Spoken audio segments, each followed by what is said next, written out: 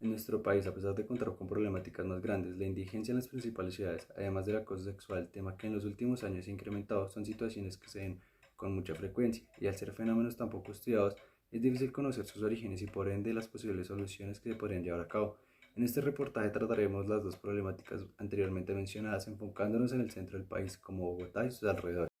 Actualmente en Colombia se han vivido diferentes dificultades como es el acoso sexual hacia las mujeres, donde estas personas, donde estas chicas no pueden estar en sitios donde están solas porque hay una falta de autoridad como es la policía competente para evitar ciertos actos como el acoso sexual, donde muchos hombres aprovechando de las aglomeraciones que se presentan por ejemplo en la ciudad de Bogotá con el Transmilenio, estos hombres usualmente vulneran el espacio privado y los derechos constantemente de las mujeres.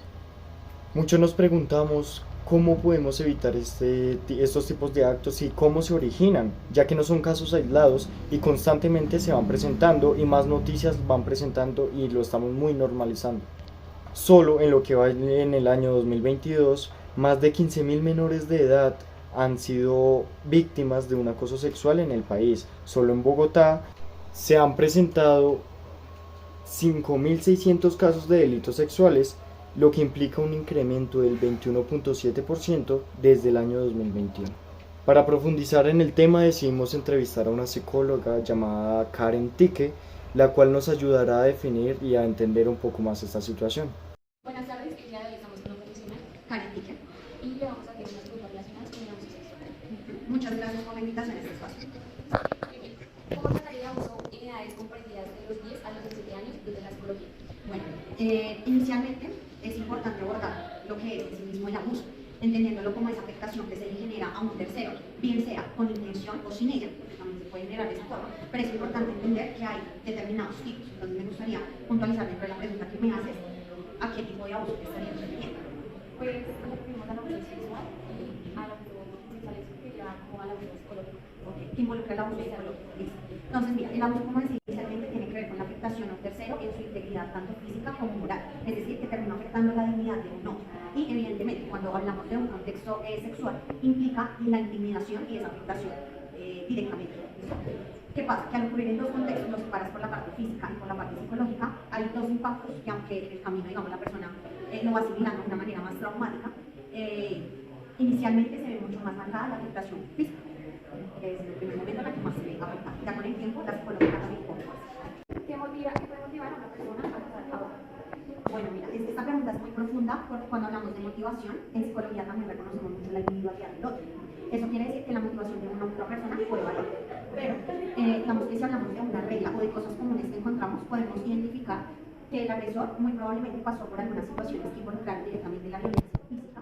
Y también, pues digamos, dentro de lo que tiene que ver con el esquema de trastornos, podemos ubicar algunos que tienen tendencia a eso. Podemos hablar de trastornos afectivos bipolares, podemos hablar de personas con trastornos afectivos. Eso quiere decir que no solo está direccionado por las experiencias de una persona, sino también por algunas afectaciones que neurobiológicamente traen su predisposición genética. Entonces, eso también puede estar anulado directamente, digamos, a su genética sin necesidad de que tenga directamente la motivación. Entonces, habría como parte y parte. Que es importante conocer también dentro de su historia cómo era comprendida el abuso, por ejemplo. Ahorita estamos como en un choque generacional, creo que lo tenemos todo el tiempo, pero ahorita está un poco más marcado. Y eso tiene que ver con que, fíjate que ahora, en esta época se habla mucho más de inteligencia emocional, de la importancia de reconocer este tema. Antes nos encontrábamos en un contexto tan diferente donde la emoción no tenía cabida. Entonces, al no ser algo tan importante, pues simplemente las personas lo pasaban por alto y lo omitían. O como lo diríamos nosotros un poco más técnico, lo reprimimos, lo dejábamos de lado. Entonces, en este aspecto, digamos, en este contexto generacional, como lo hacemos más visible, lo hacemos más problemático. ¿Sí? No porque no sea una problemática, sino porque estamos visibilizando que ya está. Entonces, ahí digamos que habría que evaluar muy desde el reconocimiento de la historia de la persona, su momento de desarrollo histórico, también el desarrollo, digamos, a nivel familiar, en qué circunstancias se dio, y todas estas predisposiciones neurobiológicas que puede tener la persona. Pues muchas gracias por tu tiempo y pues por responder nuestras preguntas. A ustedes, muchas gracias. Mi nombre es Estefanía Vargas y hoy les voy a contar lo que me sucedió en el transporte público cuando me dirigía a un centro comercial. Todo empieza cuando me senté en la parte de atrás del bus, al lado de una ventana. En otra parada se sube un señor de más o menos 45 años y se sienta al lado mío dejando tres sillas de espacio. y también quedando en el otro costado de la ventana. Bueno, yo pues miraba, bueno, observaba por la ventana para si ya llegaba a mi rumbo y también volteaba a ver a la de él para guiarme. Y cada que volteaba a ver la ventana de él me encontraba con su mirada y era algo extraña, era una mirada que me hacía sentir incómoda. Bueno, así fue todo el transcurso del recorrido y de un momento a otro pues volteé otra vez a mirar a la ventana del señor y cuando lo volteé a mirar él me estaba mirando fijamente y se estaba masturbando a pocos centímetros de mí. En ese momento me sentí asustada y acorralada porque no era algo que me haya pasado antes. Entonces luego ya llegué a mi destino, me bajé del bus y el señor siguió de largo en el transporte. ¿Cómo crees que estas situaciones se pueden evitar? Yo creo que las mujeres podrían evitarlo si tienen un kit de defensa personal y también llenando de autoridades las estaciones públicas y pues no sé, que todo esté más controlado. La segunda problemática que indagaremos es la indigencia en nuestro país, ya que después de la pandemia ocasionada por el COVID-19, el incremento de la tasa de indigencia subió un 15.1% con respecto al año del 2019. Cabe aclarar que este fenómeno ya era importante hace unos años, pero las consecuencias económicas que dejó la acción del virus ocasionó que muchas personas que ya venían con problemas para generar ingresos cayeran aún más en la crisis mundial, que se generó a raíz de la inactividad de sectores industriales, restricciones del gobierno, cuarentenas y más. A causa de esto, la pausa del sector económico e industrial hizo que muchas personas perdieran su empleo y no tuvieran más ingresos económicos para sus familias, haciendo que estas personas cayeran en la indigencia y que vivan en las calles. Esta población marginada y olvidada por el gobierno y el Estado tiene que sobrevivir con diferentes actividades, como es la venta de chatarra o las ventas de dulces de distintos elementos para generar ingresos y sostener a sus familias.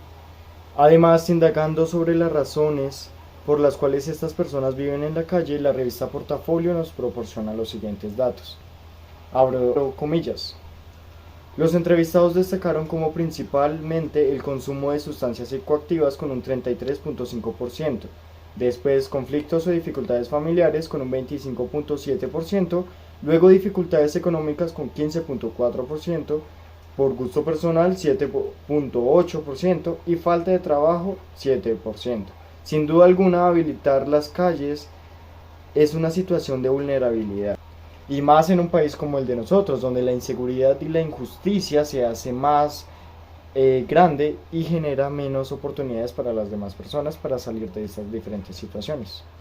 Una vez identificadas las conductas, acoso sexual e indigencia, abarca todo acto de violencia que se fundamenta en la discriminación por razón del sexo y que produce o puede producir daño físico, psicológico o sexual.